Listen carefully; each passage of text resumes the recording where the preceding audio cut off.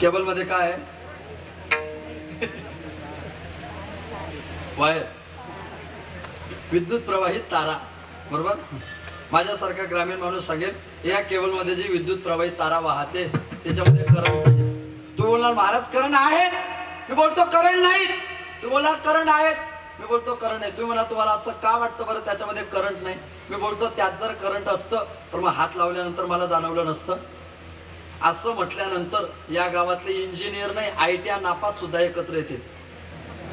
आलाच आहात तुम्ही महाराज तर 2 मिनिटं थांबा, आम्ही घरी जातो, पकड आणतो, पकडीने वरचं केबलचं जे आवरण आहे ते बाजूला करतो, तार आला की तो तुमच्या बोटाला फिट करतो, दुसऱ्या बाजूने पुन्हा कापतो, पुन्हा तार बाहेर टाकतो, तो तिथं बोर्डमध्ये प्लगमध्ये टाकतो, बटन स्विच ऑन करतो. काही जाणवलं मेसेज करा. म्हणजे जोपर्यंत आवरण आहे तोपर्यंत मधल्या वस्तूचं ज्ञान नाही. एकदा आवरणाची व्यावृत्ती झाली की त्याची अनुभूती आल्याशिवाय राहणार नाही. आपल्याकडे प्रपंचाचं आवरण आहे, मलविक्षेप आवरण आहे. तुकोबरायांकडे त्याची निवृत्ती आहे. त्यांच्याकडे आवरण नाही म्हणून मोक्ष त्यांच्याकरता अवघड नाही. आपल्याकडे अज्ञाने आवरण आहे आणि म्हणून आपल्याला प्रत्येकाला ते कठीण आहे. आपल्याला अतिदूरत्वातनं जाणात ईश्वरा, चामाचे डोळे दावी ती विषयात ते गोडी लावी ते. अति दूरची वस्तू असते तर आपल्याला आकलन होत नाही. आपल्याला चांबड्याच्या डोळ्याने अति दूरची वस्तू आकलन होत नाही.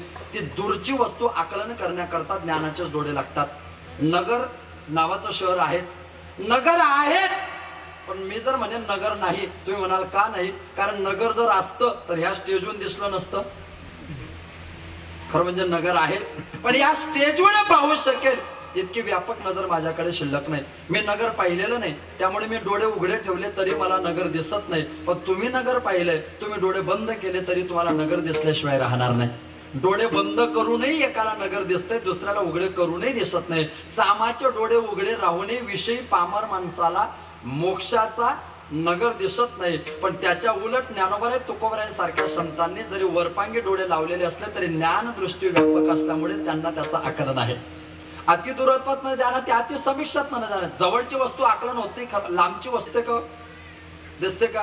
तुम्ही घरी जा, पुस्तक घ्या आणि पुस्तक डोळ्याच्या इतक्या जवळ वाचा, दिसतं का? दिसतं का? आपल्याला अक्षर काय, आपल्याला पुस्तकच दिसत नाही. खरी गोष्ट म्हणजे जेव्हा शिकायचं तेव्हा वाचलं, आता काय आपण वाचणार, त्या भांडणात काही पडू नये. एका तत्ववेत्याने असं एक वाक्य वापरलं होतं, आयुष्य जगायचं सूत्र. तो असं म्हटला, जीवन इतकं चांगलं जगा, इतकं चांगलं जगा, जीवन इतकं चांगलं जगा की तुम्ही मेल्यानंतर तुमच्या आठवणीत कोणीतरी एक पुस्तक लिहिलं पाहिजे. जीवन इतकं चांगलं जगा, तुम्ही मेल्यानंतर तुमच्या आठवणीत कोणीतरी एक पुस्तक लिहिलं पाहिजे. नाहीतर जिवंतपणे असं एखादं पुस्तक लिहा की तुम्ही मेल्यानंतर लोकांनी ते पुस्तक तरी वाचलं पाहिजे. आपलं गणित काय? आपलं गणित इकडेही नाही तिकडेही नाही, नाही का? आपण इकडे म्हणजे आपण कॉन्ट्रॅस्ट एज्युकेशन सिस्टीम. आपलं काय?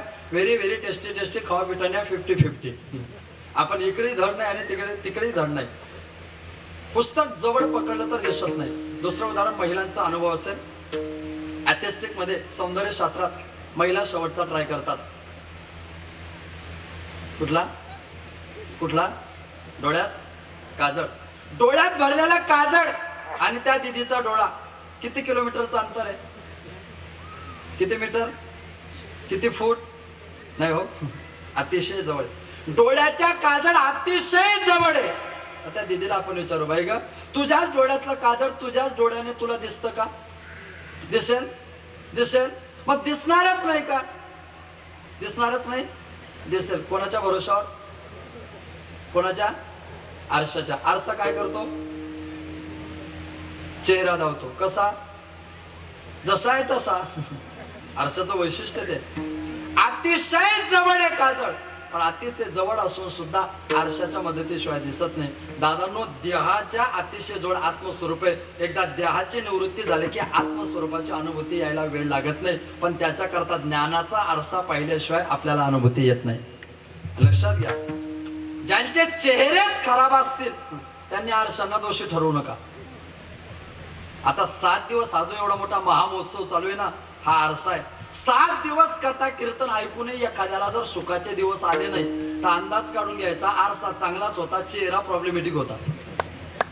म्हणजे कार्यक्रम चांगलाच होता, आपल्यामध्येच काहीतरी कमतरता असली पाहिजे. अति जवळच्या वस्तूचं आकलन होत नाही, अति लांबच्या वस्तूचं आकलन होत नाही, कारण त्याच्यावर जे आवरण येतं ते आवरण वस्तूचं ज्ञान होऊ देत नाही. मग त्या वस्तूचं ज्ञान होऊ देत नाही, कारण ते द्वैतात. आवरण जेव्हा येतं तेव्हा तो मायेचा परिणाम आहे. आवरण जेव्हा येतो तेव्हा ती मायेची सत्ता आहे आणि तिची सत्ता मर्यादित आहे. मोक्षाची सत्ता व्यापक आहे. आज महाराष्ट्राचा मुख्यमंत्री पण कर्नाटकचा तो नागरिक सुद्धा नाही. त्याचं अस्तित्व महाराष्ट्रापुरते मर्यादित आहे. भारताचा पंतप्रधान आहे पण अमेरिकेचा नागरिक नाही, आणि त्याचं अस्तित्व मर्यादित. ईश्वराचं तसं नाही, वायडर व्यापकते नाही. म्हणून अर्जुना मी नसे ऐसा कवन ठावाश आहे. त्याचं स्वरूप जे ते व्यापक आहे, त्याचा जो विचार आहे तो व्यापकत्वाने आपल्याला करावा लागेल. पण ती जी माया येते ती माया आपला परिणाम देते. कल्पना असेल, अविद्या असेल, माया असेल, तिने आपला परिणाम दिला की आपण जरी ममय वंशो जीव लोके म्हणत असलो तरी आपल्यावर त्या मायेचा परिणाम झाल्याशिवाय राहत नाही. आणि बऱ्याचदा होतो. आपल्याकडे आहे की नाही मला माहिती नाही, आमच्या जळगाव जिल्ह्यात आता अक्षय तृतीया आली की माणसांना एक चांगला खेळ सापडतो. आमच्याकडे अक्षय तृतीयेला माणसं एक खेळ खेळतात. त्याच्यात 52 पानं असतात. ठीक आहे. आमच्याकडे अक्षय तृतीयेला खेळतात. तुमच्याकडे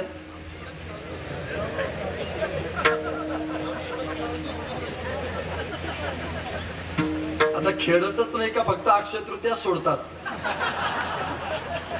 हाही प्रश्न आहे ना.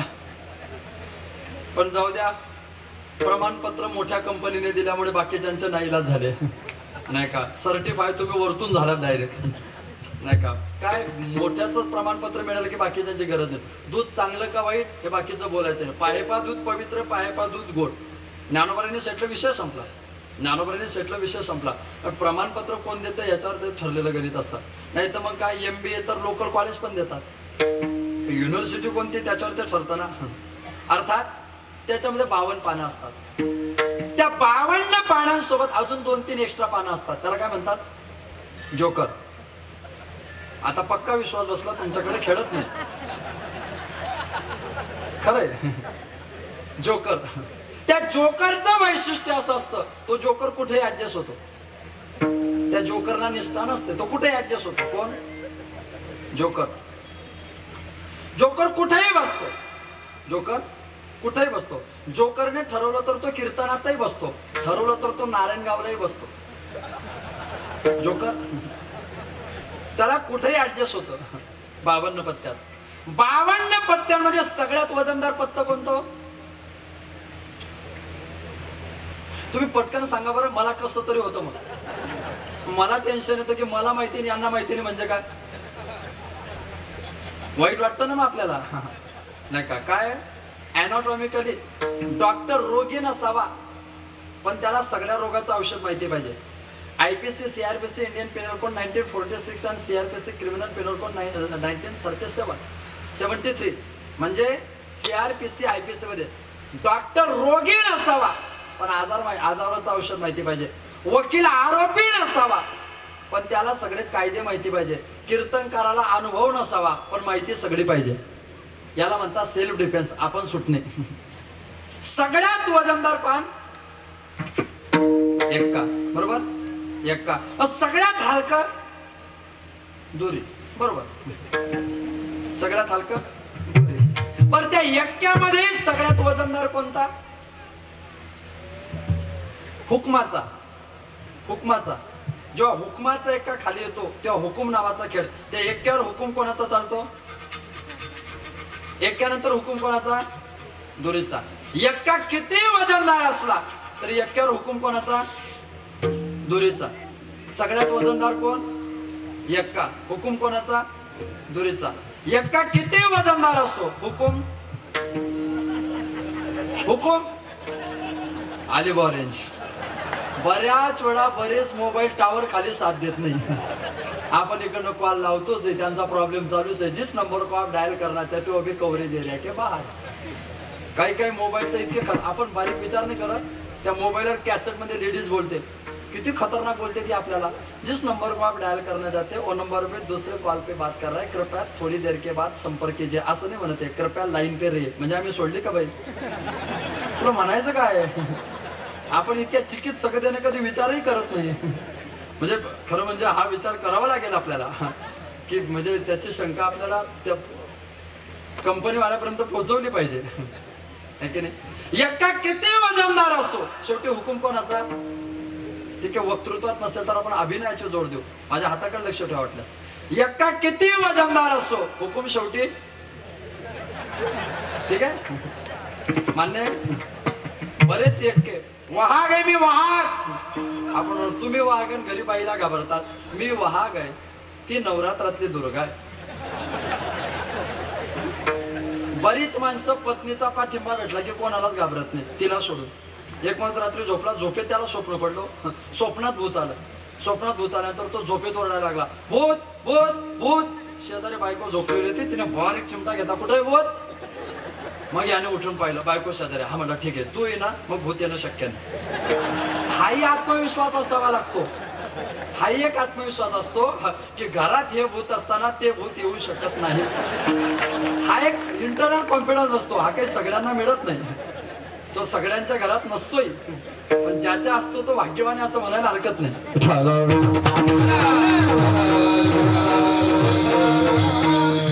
एक्का किती वजनदार असतो, पण एक्क्यावर हुकूम चालतो तो दोरीचा. जसं सगळ्यात वजनदार एक्का आहे, पण त्याच्यावर हुकूम दोरीचा सांगणं सोडून द्या. तसं ब्रह्मसृष्टीचा जर विचार केला तर सगळ्यात वजनदार इथं जीव जगत जगदीश्वराचा विचार केला तर जीवात्मा आहे, कारण तो परमात्माचा वंशज आहे. पण एवढ्या मोठ्या एक्क्यावर सुद्धा शेवटी दुरीचा हुकूम चालतोच. तसं जीवात्मा परमात्माचा अंश आहे, तरी आवरणाच्या मलाचा, विक्षेपाचा, कल्पनेचा, अविद्येचं ज्यावेळेस द्वैत येतं तेव्हा त्या द्वैताची सत्ता त्याच्यावर चालते. म्हणून जीव अल्पज्ञ झाला की तो बद्ध होतो. संत महात्मे सर्व कल्पना विद्या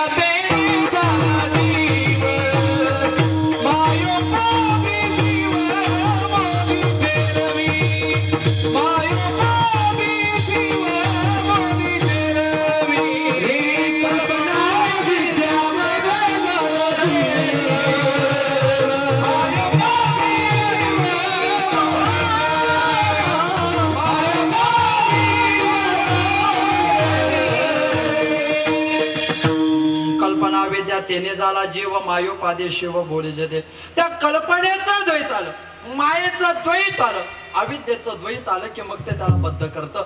मग आपल्याला मात्र आपल्या दृष्टीने तो मोक्ष कठीण ठरतो. पण महाराज मात्र निरुद्ध अवस्थेवर असल्यामुळे युक्त वर्गीय भाषेमध्ये महाराज सांगा नाही अवघड, आम्हाला नाही अवघड. पण तुकोबाला तुम्हाला अवघड नाही, ठीक आहे, तुम्हाला मोक्ष अवघड नाही, तुमच्या करता सोपा आहे. कशाच्या जोरावर सोपा आहे? आम्ही तर सगळ्यांना सांगितलं. तुकोबा म्हटलं आम्हीच नाही, सगळ्यांना सांगितलं. मुखे नाम आते मोक्ष ऐसे साक्ष बहुतांचे. सहजतेने सहजतेने मुखात नाम घ्या, नाम घेता क्षणी मोक्ष प्राप्त होतो. नामाची ताकद असे तावत कर्तुम न शक्नोती पातकम पातकी जनहा. पापी माणूस जितकं पाप करू शकत नाही तितकी नामाने माणसाला पाप जाळता येतात. जेवढी नामाची आहे शक्ती तेवढे पाप नाहीत.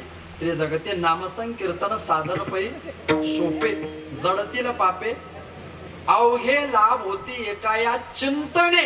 नामसंकीर्तने गोविंदाच्या, गोविंदाच्या नामसंकीर्तने अवघे लाभ होती सकल लाभ.